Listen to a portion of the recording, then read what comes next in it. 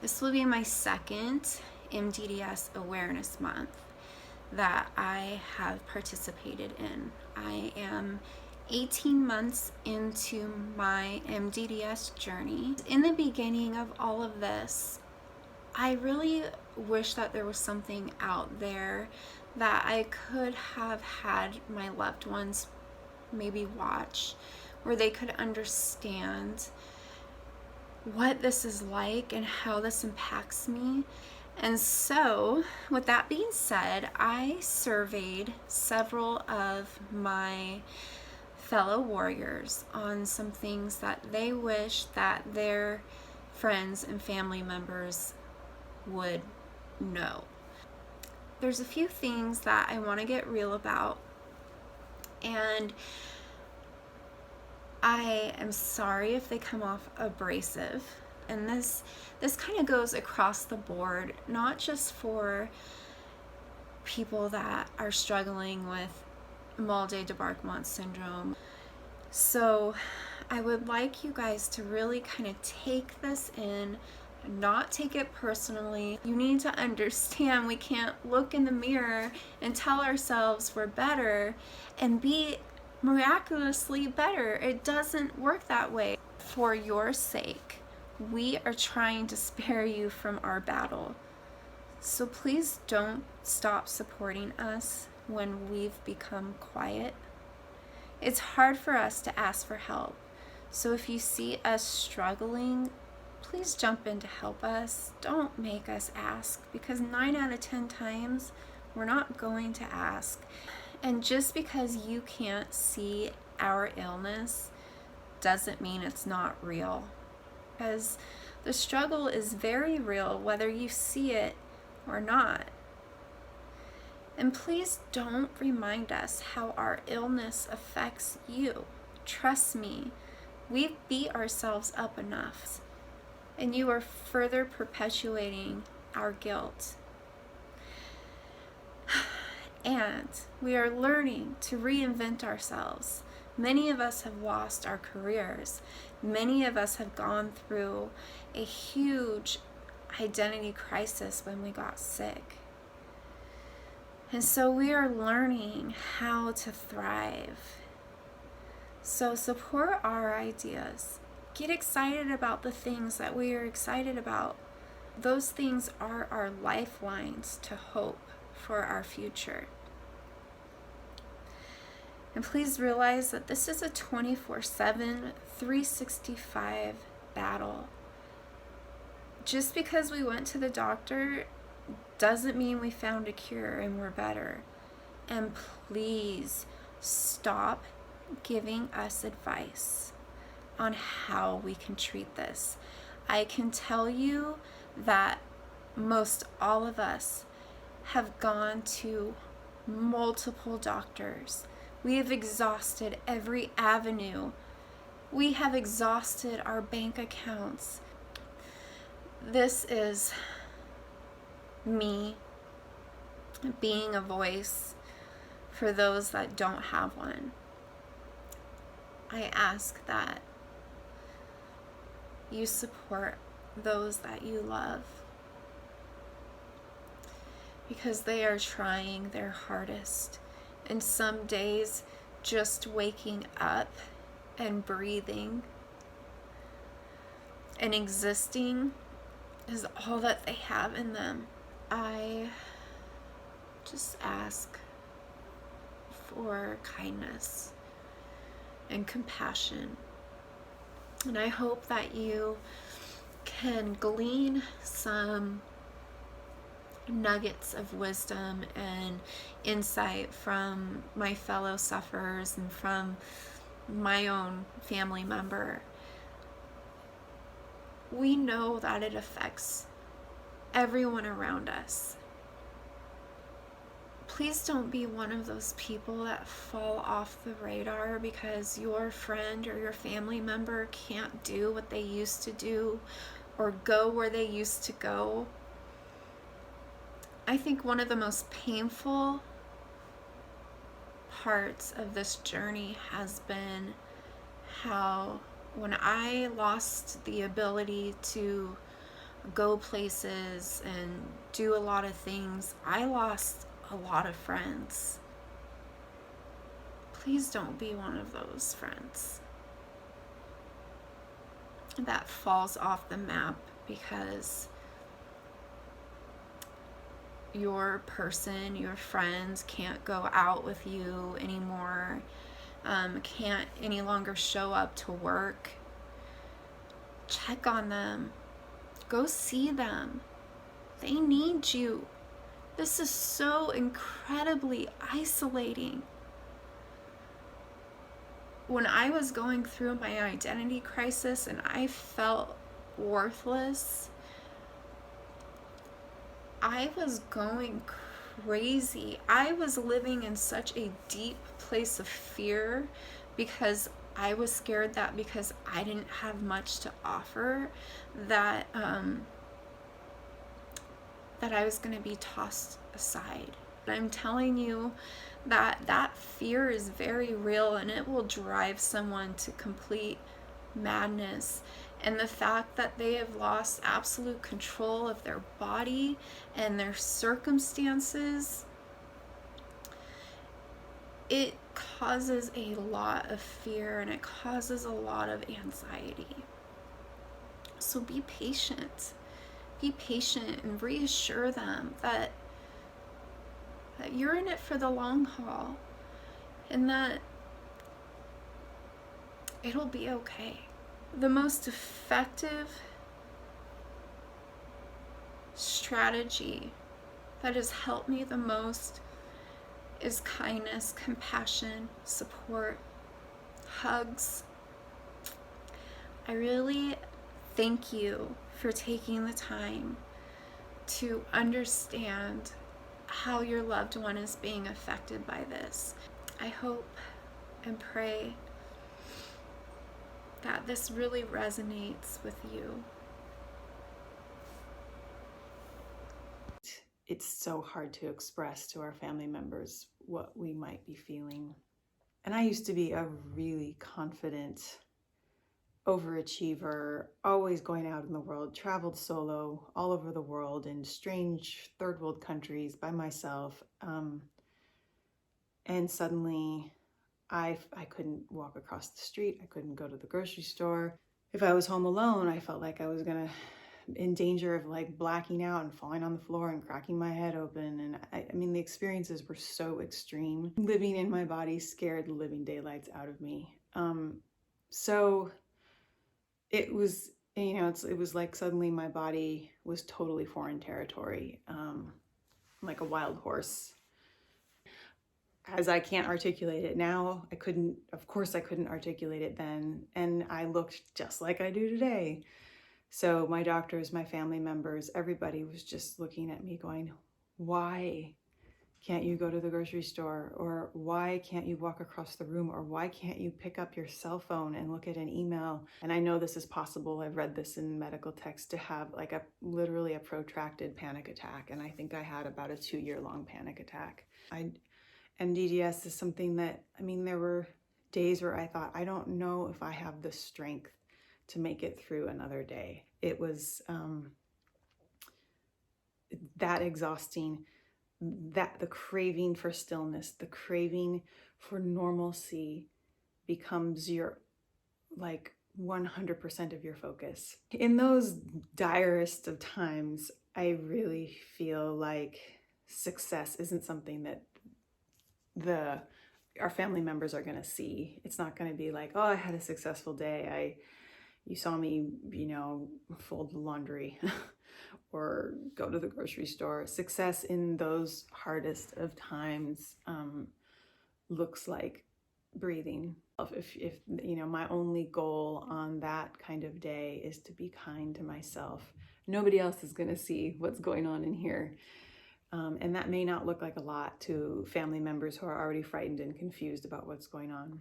99.9% of my energy was being pulled into the sensations. And it wasn't just the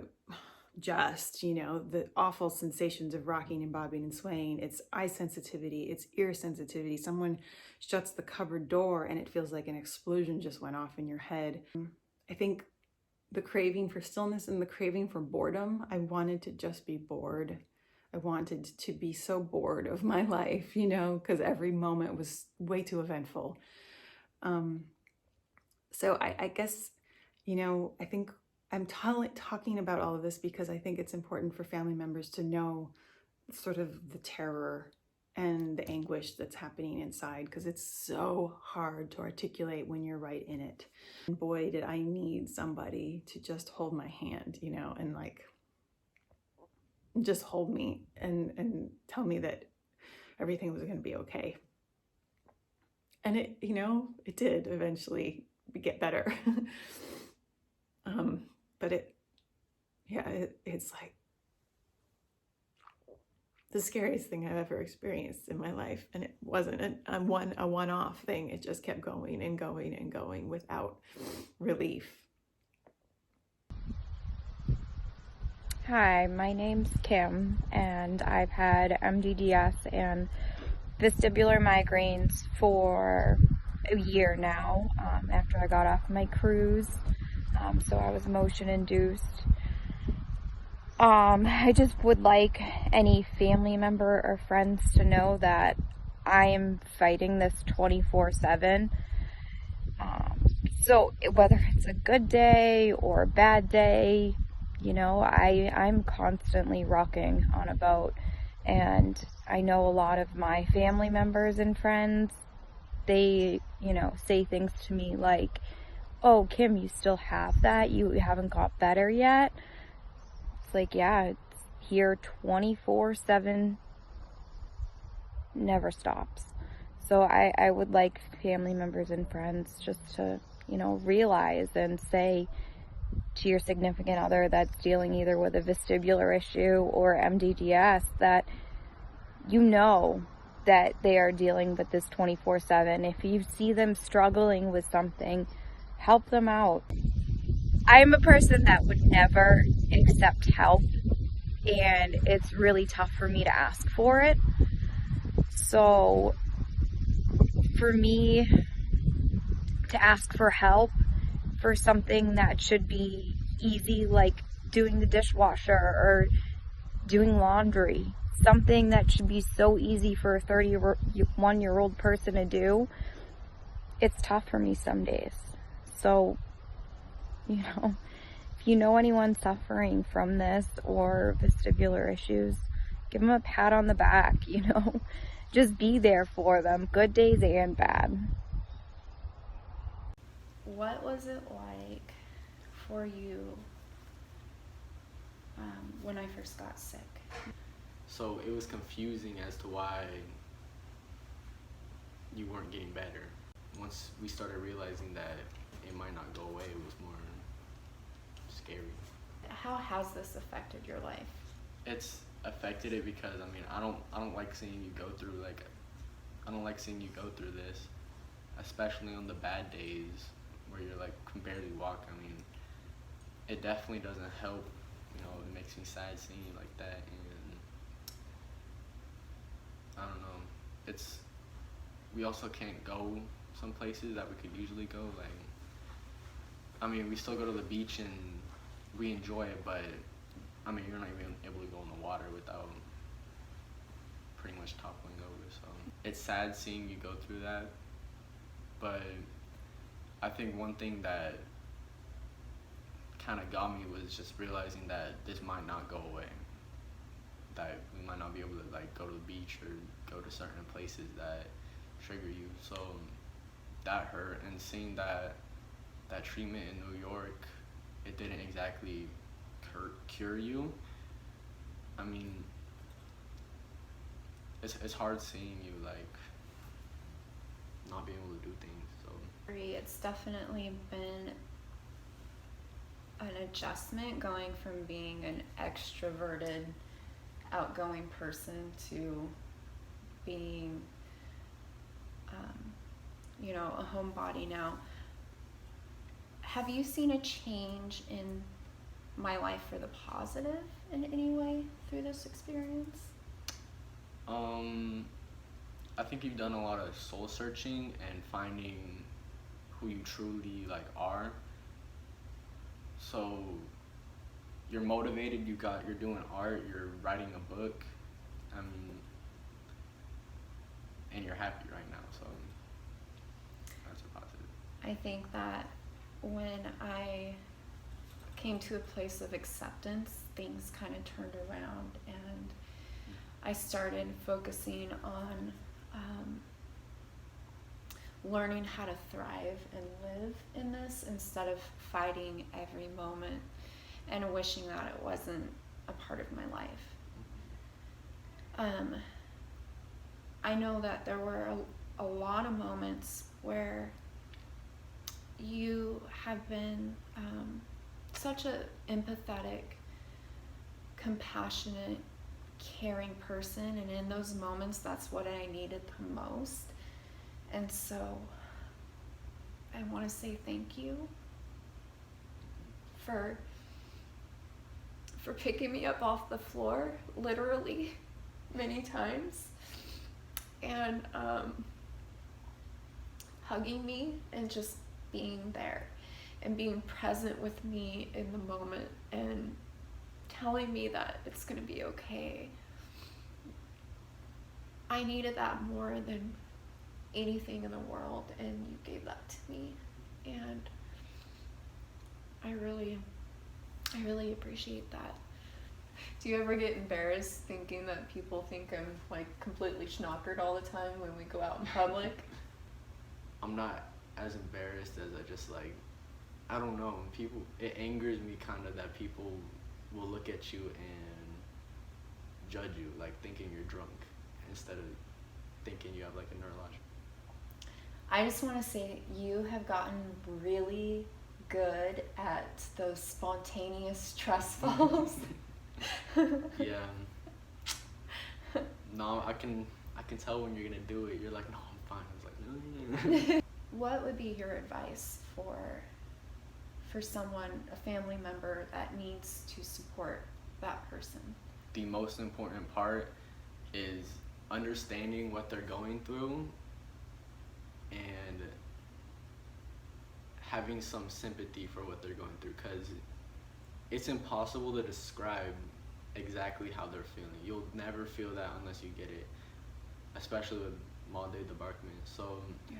I think one of the most important parts is sympathy and acceptance. It just makes it worse when everybody around you doesn't believe you or think you're being over dramatic. Just being with them through it, if it's not curable, then there's nothing you can really do. So you need to be there for them, because times will get hard and that's all they have, just people around them. I think that is the best advice that anyone could really get, because out of all of the elements of suffering with a debilitating illness, I would say the emotional aspect is the hardest, and at least for me. And so I really appreciate you being that person for me. Thank you for taking the time to be a part of this project, and I love you so much. Thank you. All right. So that concludes this collaboration, and I hope that you guys were touched by these individuals and myself and my family that stepped forward to create this awareness video and to be a part of this project. And I hope that you guys have a greater understanding, and yeah, I just hope that this blesses you.